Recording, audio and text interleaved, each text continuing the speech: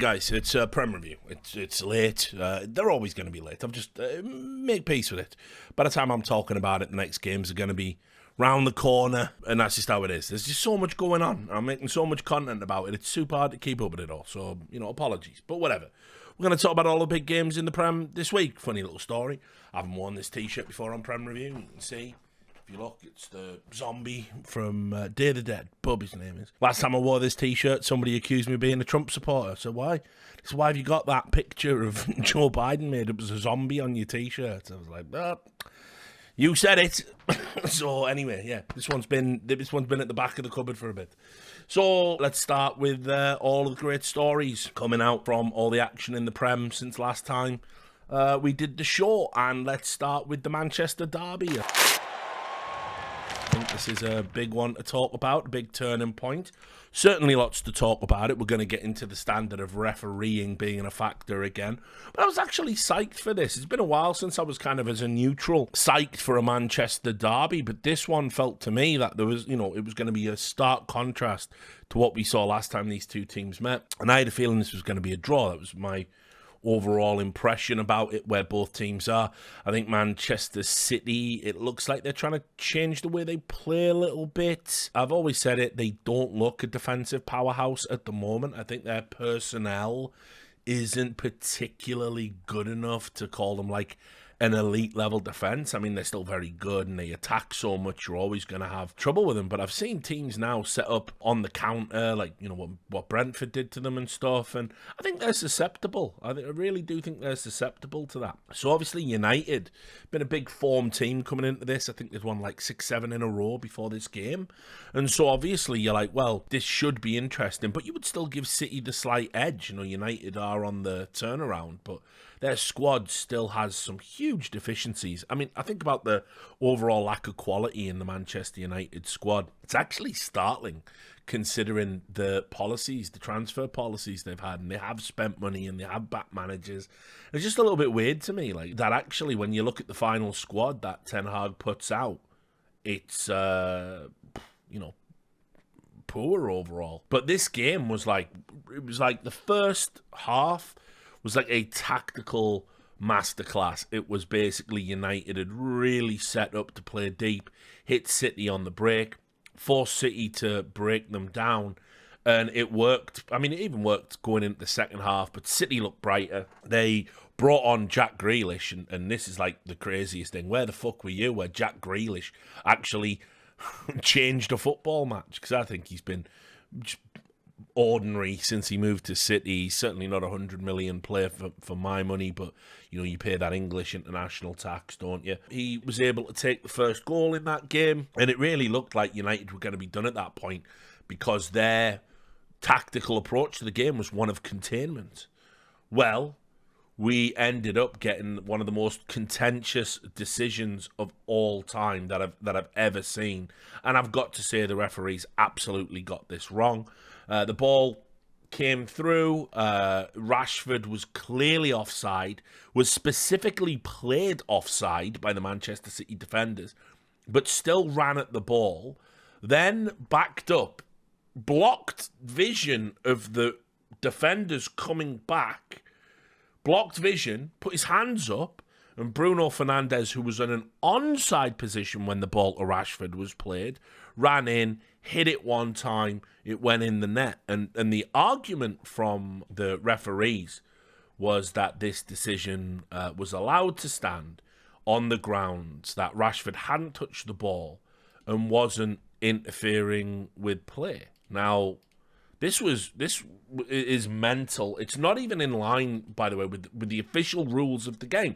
The official rules of the game say that, you can interfere with play by blocking vision of the ball, and certainly that happened here. Rashford was blocking the defender's vision. Not only that, he also was the pass was intended for him. If a defender steps up to play you offside, you've already interfered in the game because you've been taken out. Now, I know how it works now with the offside is they don't blow straight away. They let the play go on and then rule it out.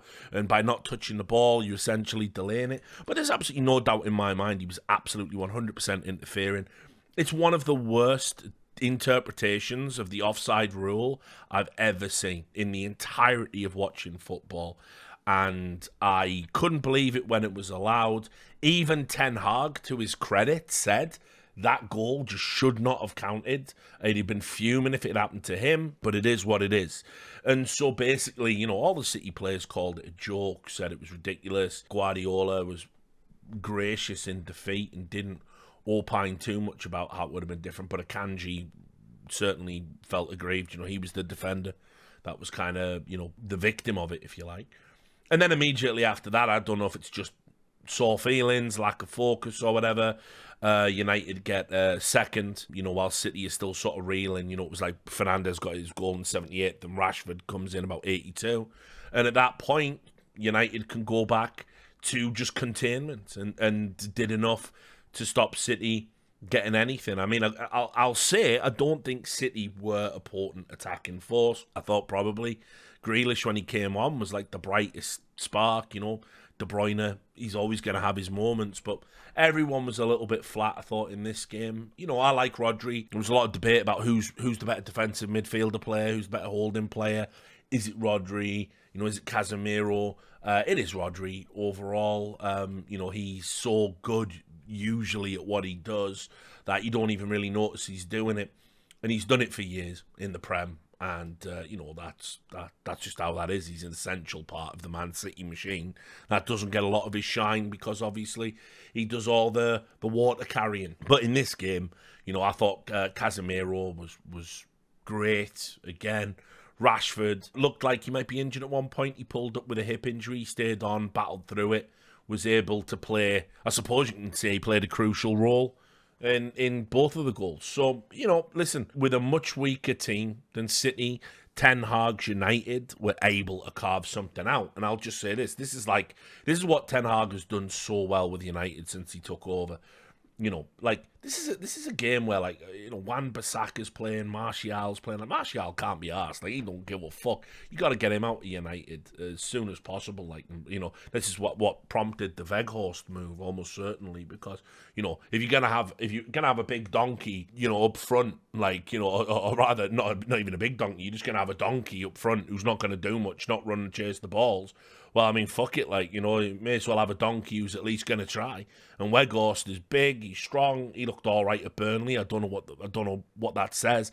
Is he a United caliber player? No, but the United board aren't willing to spend money anymore at this particular moment in time, especially so soon after big transfers like Casemiro and Antony. So it's a good move. Get Martial out. He looked so disinterested, it was shocking to me. But I thought all of the key players that are going to be in Ten Hag's team moving forward, Rashford, Casemiro, Fernandes, Shaw had a great game, I thought. He was really, really good defensively. Varane, you know, these are the players you need to be performing well because they're going to be part of Ten Hag's, you know, system moving forward. It was, you know, not a great day at the office for City, but I got the impression from the post match that I think Guardiola's kind of feeling a little bit that the title might have slipped, and certainly Arsenal have been imperious, you know, since we got back from the World Cup. So I get it. At the end of the day, you can't fault what United did. It was really solid tactically from Ten Hag. Not a great game of football, if we're being honest about it, but one of those games that really shows the tactical side of it. And United, if it had been a draw, I don't think anyone would have had any complaints. But obviously United puts them firmly back in the top four.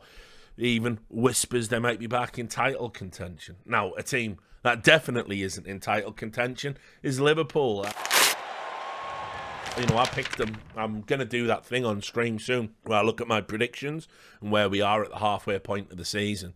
And the thing that's going to fuck up my old table is I really thought Liverpool could do it. What I hadn't banked with and what was cruelly exposed in the game against Brighton, that they lost 3-0 away to Brighton. Like, you know, come on. I huge respecter of Brighton, but Liverpool losing 3-0, you know, Klopp said it was the worst performance. But what they did is, crucially, they exposed what the problem is with Liverpool. I just hadn't grasped how poor they were going to be, you know, in midfield and sort of the the players they've got and they're relying on just don't seem to be of the caliber you need. Like Keita keeps coming in and doing nothing. And I know everyone likes Elliott because he's young and he kisses the badge, but, you know, is he really good enough? Henderson looks tired, like looks worn out. I don't know if it was the extra games of the World Cup have contributed, but Hendel was full of running. Like he was, you know, he bleed for the cause. Now he's missing out on. He doesn't get to the challenge anymore like he used to. Really lost a half yard of pace. That's killing him as a defensive midfielder. You know, obviously as well, you know, Fabinho, you've got Thiago. Like, I don't know what's happening. It's like everything sort of all collapsed at once. And you've got this, like, shaky defence going on as well. Obviously lost Van Dijk. Konate's been in there. It's been poor. You know my thoughts on, you know, Alexander-Arnold by this point. I don't know, it's just been a mess. And they haven't been able to rely on Mo Salah pulling something out of the bag by himself. And, you know, they've lost Nunes, you know, for a bit as well. They signed Gakpo. He's come in. Hasn't looked amazing, but obviously you got to give him time.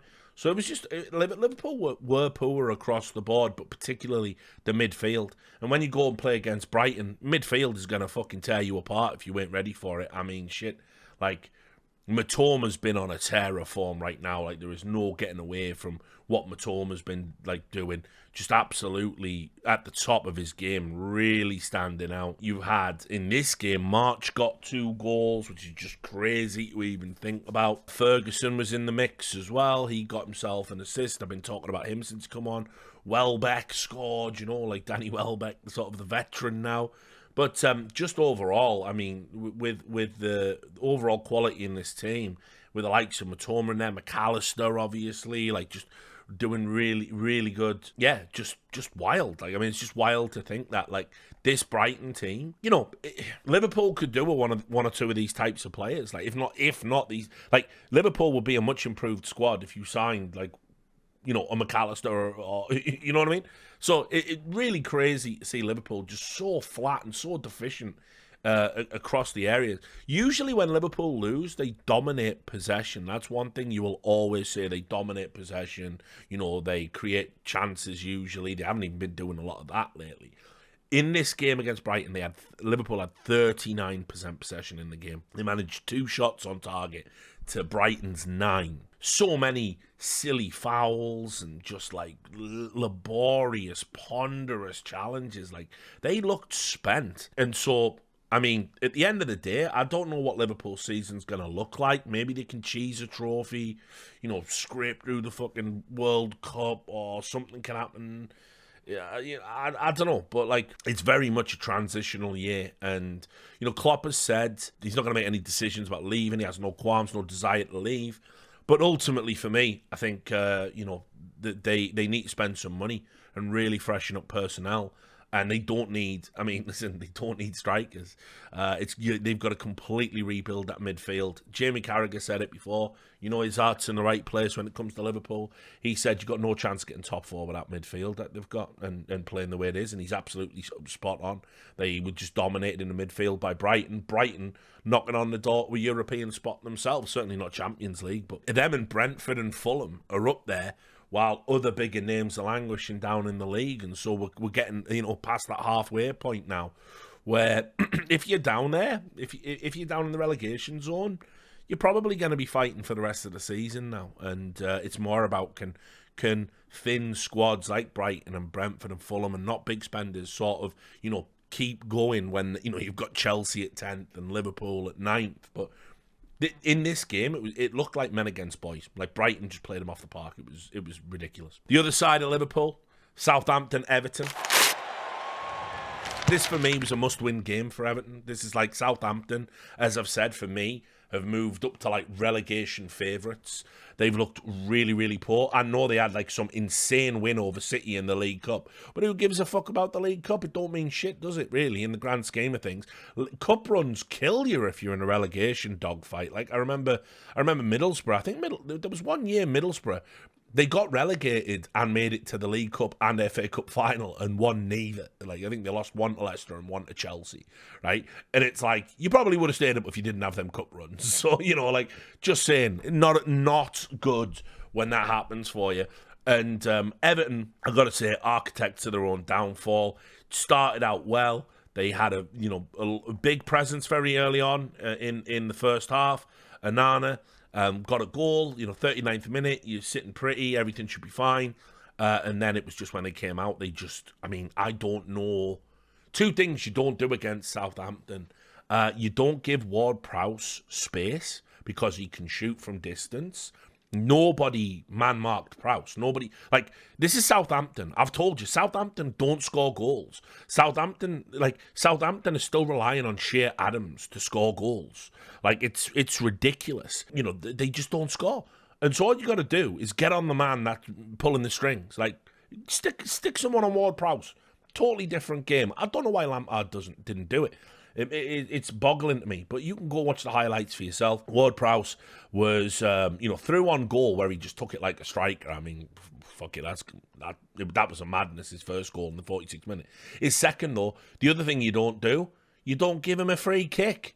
You definitely do not give him a free kick on the edge of the box. No silly fouls there. That's the time for discipline. You're better off letting a Southampton player have a shot. Like, this is statistically backed up, by the way.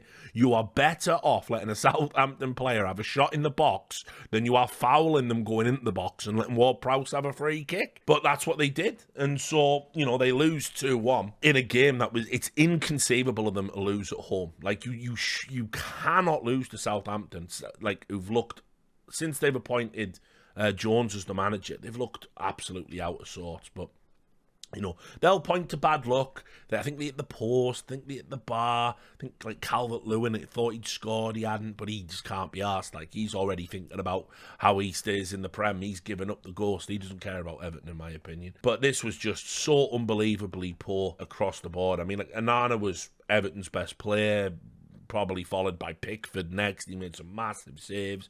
Cody in there again. I thought Godfrey did well. But, no, I mean, like, Southampton were all over them. Credit to Adam Armstrong as well. Big game from him. And yeah, just like this just showed to me how far off the pace Everton actually are. They've got huge net negative around the ground. Or everyone's like, booing. The chairman of the board, can't even go to the games. Mashiri's been told, don't bring your family. Like, when you're in this type of dogfight, and when the fans are resigned to going down, and when they want the board to be sold, and when you've spent $500 million in like 5 years or whatever it is, and the quality of the squad is this poor, and you're relying on Frank Lampard to be attacked, like, you could stay up with a tactical manager. I don't know if Frank Lampard is that guy. It's like I say, personally, I just think you need someone who's got the mindset of how to do like a really good defensive tactical setup to neutralise teams and grind out draws just so you stay in the league. And I know I say this for almost every Sean Dyche is your man. Sean Dyche keeps Everton up, by the way. I'm so certain of it.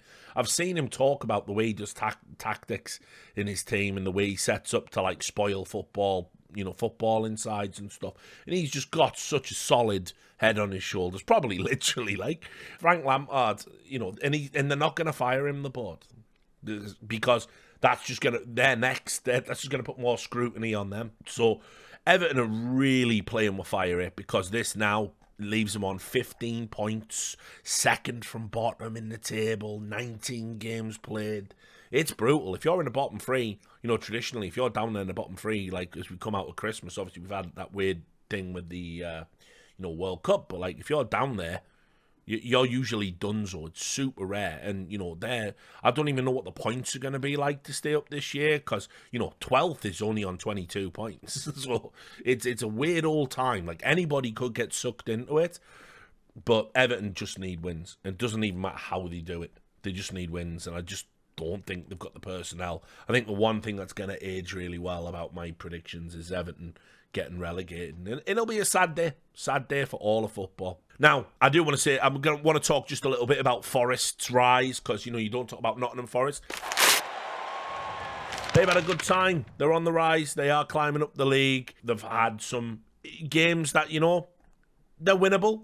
But Forest have signed so many players and spent so much money relative to their market and relative to where they've come from. They should be battling for relegation. I think they still will be. But there's one thing I pointed out last time, and I got the guy's name wrong. I think I slipped up and said Brendan instead of Brennan. But Brennan Johnson did it again. Brennan Johnson was the player that I highlighted last Prem review. A player who chased down everything, led the line, ran from the front, tackle, starts the defence there. Starts the defence, no easy passes, no mercy, fought for everything. And he did it and set up a goal in a must-win game for them, which they got. And then, boom, he's here. He weighs in with 2 goals against Leicester. And they win, 2-0. He scored both. Gibbs White, couple of assists. Still a bit dubious on Gibbs White, the money associated with him, but he's in a good run of form, if you can call it that. I know it's only a few games, but also crucially, finally, I think Cooper knows what his lineup should look like. Steve Cooper's actually picking, a consistent squad.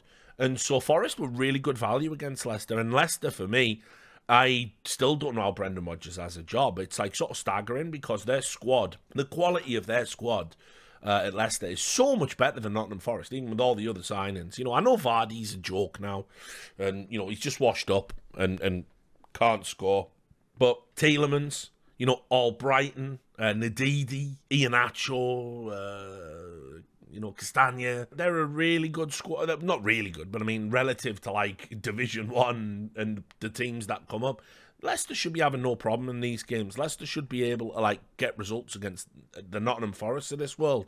And they were worked hard. They were battered, I thought. They just had nothing going forward. I even left out Harvey Barnes, I'm sort of I'm watching, kind of the highlights while I'm talking. But yeah, Harvey Barnes had a couple of efforts, couldn't get that going. Leicester, they're probably the team poised to get sucked in because as well, when I listen to Brendan Rodgers, I don't think he has a clue. I don't think he has an idea. I don't think he has a plan. I don't think, he knows how do we dig ourselves out of this. And he's just begging for the sack. I've said before on the podcast, rumours are, is he's got a payoff so big, so savage, they can't afford to do it. But at the end of the day, I know from Newcastle playing them in the cup, they're a joke. They're a joke. No one is putting in a shift for Leicester anymore. No one cares, and Brendan Rodgers clearly can't inspire the troops. So Brennan, right?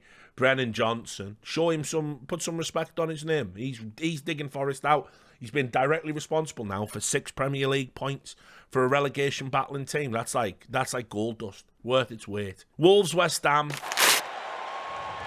definitely worth talking about. Lopetegui has come in and transformed Wolves. I mean, they're getting all of this done without a striker. They look organised. It was Podence got the goal here against West Ham to win 1-0. But Neves was brilliant, like back to his best.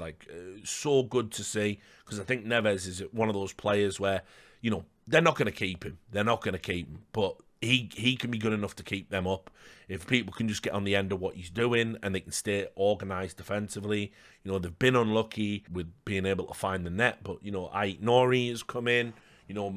Matinho's in there. They've got decent players. They do have decent Premier League players. Meanwhile, West Ham, I don't know what's happened to David Moyes. I don't even recognise this version of David Moyes, from being honest with you. David Moyes used to lose games like this and he'd be furious. His eyes would be popping out of his skull like a cartoon. Absolute daggers at the journalist, literally fuming. And instead now, he literally just looks like, you win some, you lose some. C'est la vie, life's too short. He's kind of got that whimsical attitude about him, like Johnny Torrio in season 3 of Boardwalk Empire, after he goes to Naples. It's I don't know, well, where's your fight? Dave Moyes used to be an absolute fighter, and he would have read these players the riot act. Instead, he felt like he was making excuses for them. I mean, put it this way, here's how this goes now for West Ham.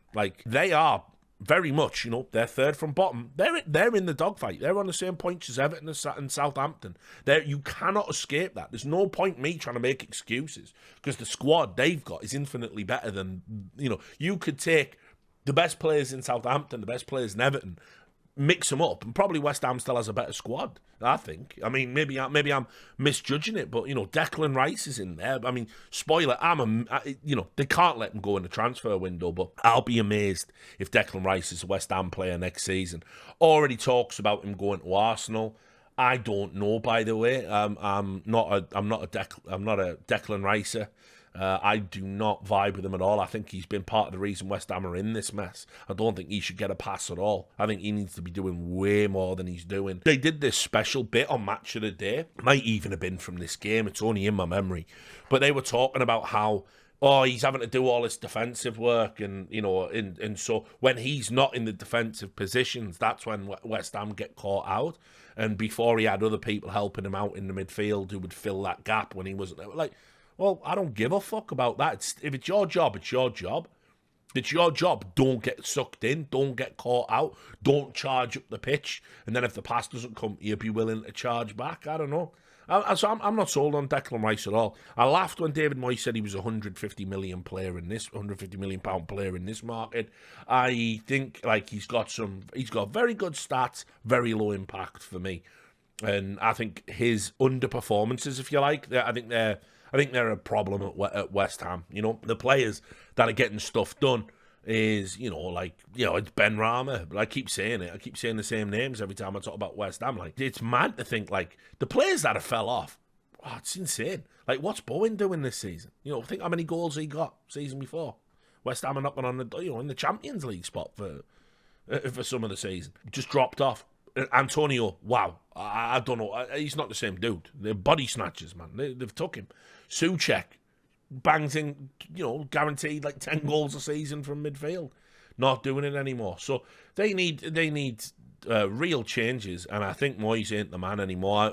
I mean, again, I don't know who you go and get for a job like West Ham that the fans are going to vibe with, but the football they're playing is piss poor. They have no fight, they have no spine, they have no shape. You've got star players looking at one eye on the exit, and I think West Ham are going to struggle for the rest of the season now. 15 points tells its own story. If Forest can pull out, because it just showing a little bit of desire. West Ham spent 160 million in the summer to what? They already had a squad that got into Europe. And you add 160 million to that, and now you're bottom three. You put that on the gaffer. So, yeah, Moyes is another one. Moyes and Brendan Rodgers, for me, are the sort of, inscrutable ones in terms of, how they've kept the job. But it is what it is, I guess. But Wolves on the up, and Lopetegui, welcome in the Premier League. Had a great start. Looks a real good manager and understands the Prem. Well, yeah, the North London derby. How can I forget this?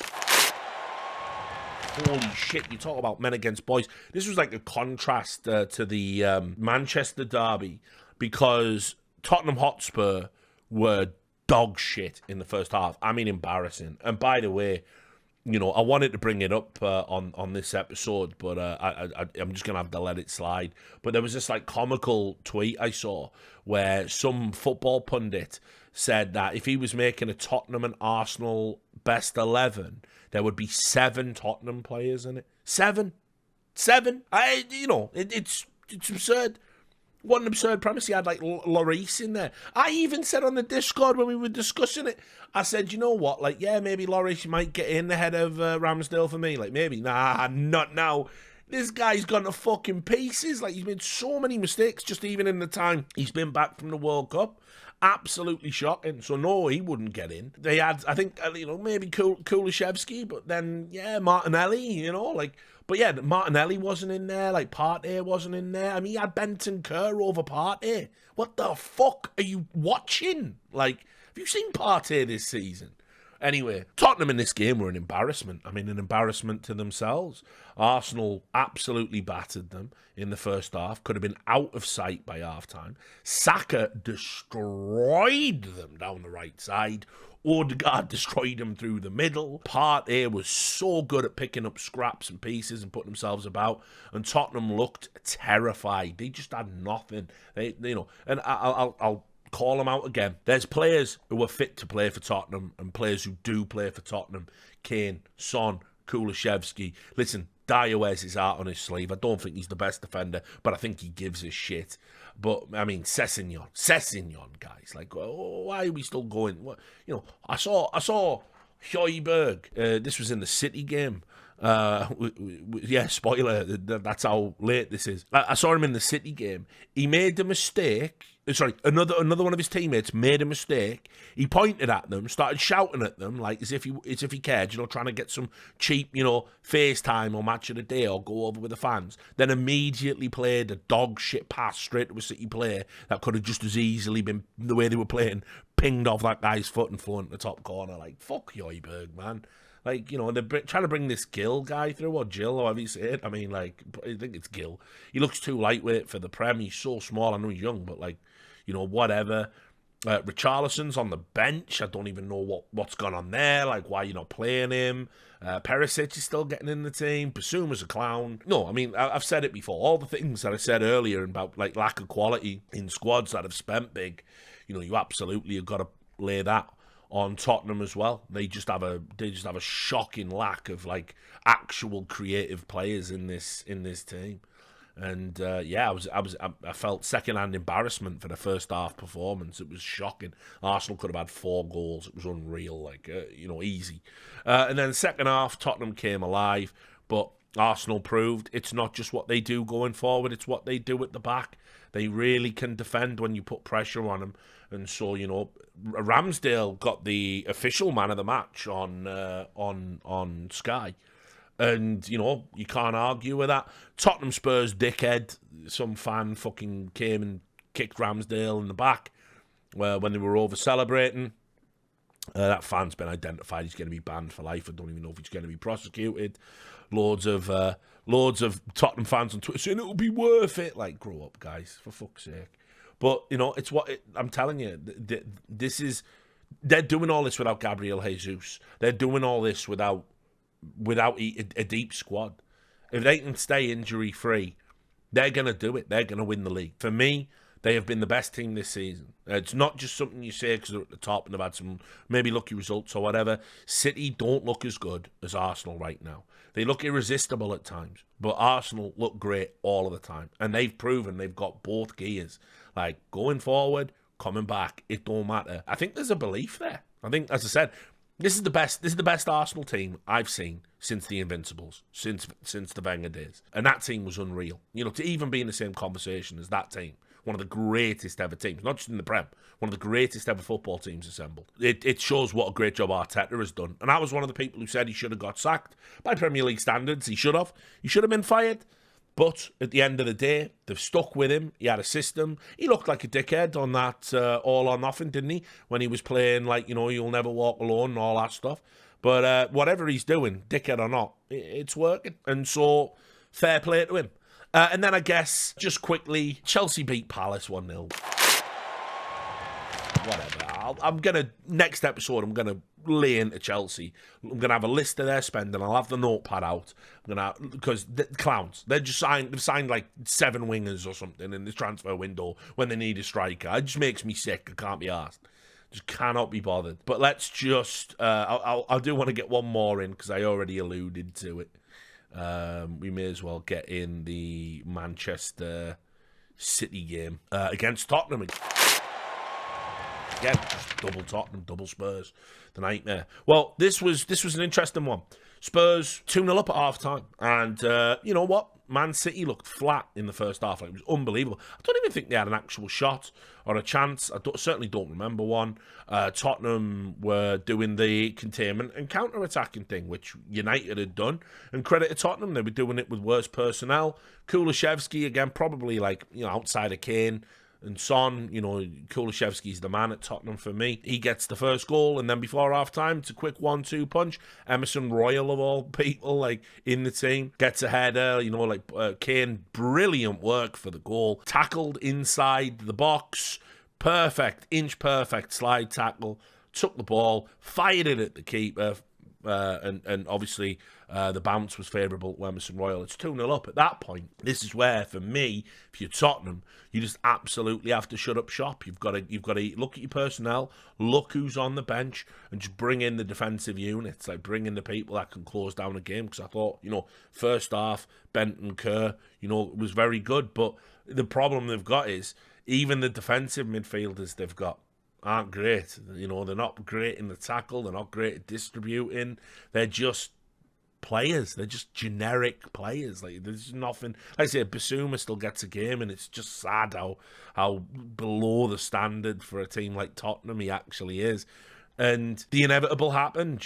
Man City read the riot act by Guardiola at half time. Weird interview, by the way, at full time when Guardiola was saying, they asked him what he said, and he just sort of walked off like a bit bemused. I'll give him absolute credit. He said City this season, and certainly in this game, have not been good enough, and he is not happy with them. He says they have no desire, they have no fight, but you look at Arsenal and you see that.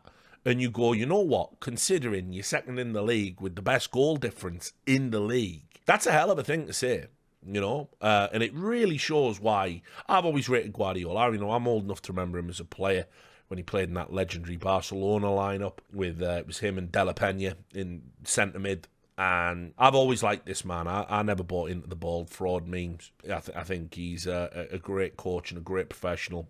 And I hope this isn't like the start of a weird little, sticky point where they end up a bit out of sorts or whatever with the club, because, at the end of the day, he's right. You've seen City. You know what that squad's capable of, and it was just weird in the first half. Like, you've got Haaland who's breaking all these goal-scoring records. You're not passing to him. You're not picking up on his runs. Haaland makes a particular type of run.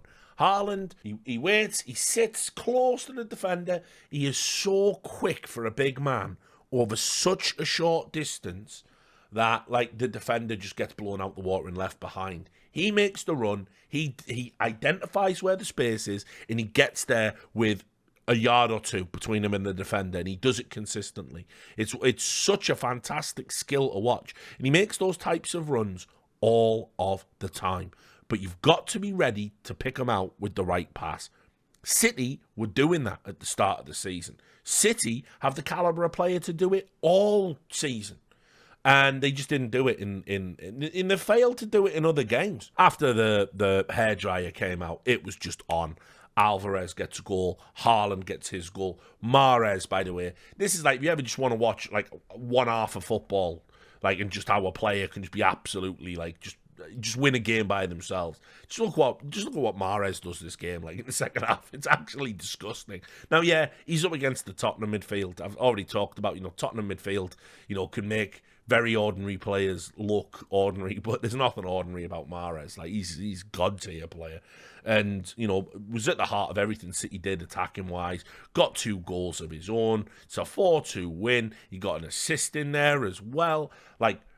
It was just crazy to see City be able to turn it on a dime. So it makes it makes you wonder where that was in the first half. But the difference is when you ain't playing Tottenham, who for me are a bit lackadaisical, let's say, and things look a bit fractious with Conte and the board. You're not going to be playing Tottenham every week. If you give up a 2-0 lead against, I don't know, I might even say, can't really say Newcastle because we're struggling, but maybe against, some of the teams up there, maybe even against the likes of a Brighton, as crazy as it might sound, maybe even Liverpool as it stands, if you give up, basically Tottenham just lack fight and bite at the moment. They've got creative problems in midfield and defensive problems in midfield. They just don't have them. Their midfield is just shocking. And so at the end of the day, you're not going to be playing a Tottenham every week. And if you give up, 2 goals against better teams, you're not going to get back in. Even if you City, you might only get a point there. And every point for City is going to be crucial because I don't see Arsenal dropping points at the moment the way they're playing. It's just that simple. Anyway, look, there are all the results at the time of recording this. We're going to be having another wave of games. I don't know when this will come out, but I'll record the next Prem review quicker, so maybe these will come out as a double header, quick little 1-2 punch. YouTube's fucking everyone at the moment, so who knows. But anyway, those are my thoughts about the games. You can let me know what you think about in the comment, and see you on the field later.